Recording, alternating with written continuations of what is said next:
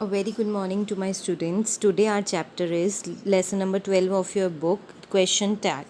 The name of the chapter is question tag. Question tag क्या होता है? जैसे एक सेंटेंस है हमारे पास, the guests have not arrived yet, have they?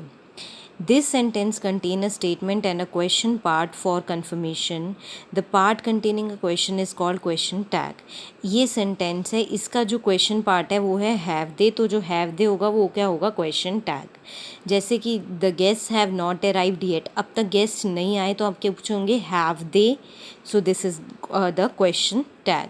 There are two types of question tag, positive tag and negative tag. What is positive tag? इसके अंदर बहुत इंपॉर्टेंट चीज़ है बेटा, ये ध्यान से देखना है आपने.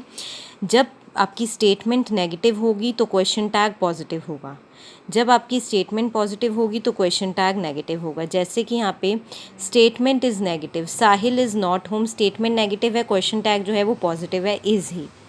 साहिल is not at home, is he, तो यहाँ पे क्या होगा पॉजिटिव टैग. नेगेटिव टैग जब स्टेटमेंट पॉजिटिव है, दिस मशीन डज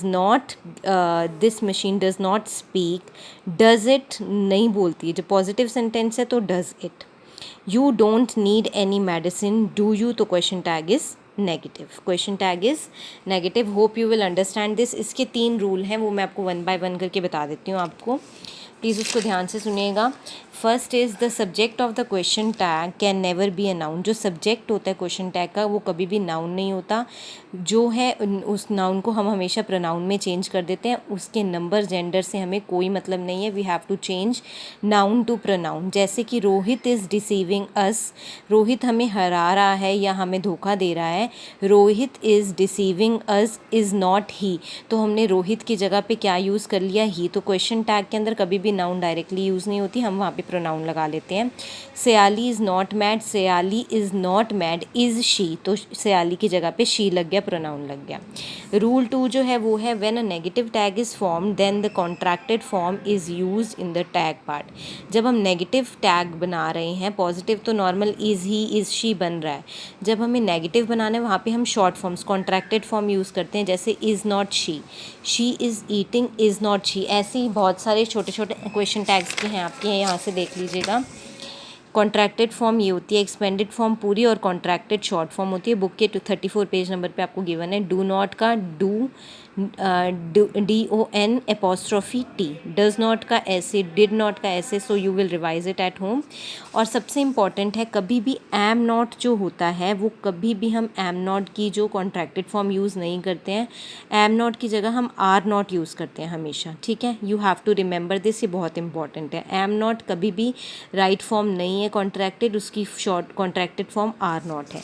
रूल 3 है हमारा, if the statement has V1, verb 1, verb 2 और verb 1 plus SES, then during the tag formation the auxiliary will be as follows. अगर हम verb 1 या verb 2 use कर रहे हैं उसकी फॉर्म, जब उसकी हम auxiliary फॉर्म यूज़ करेंगे, जब हम जैसे do, did, does, like this. अब इसकी प्रैक्टिस एक्सरसाइज जो है वो आपने होमवर्क में करनी है.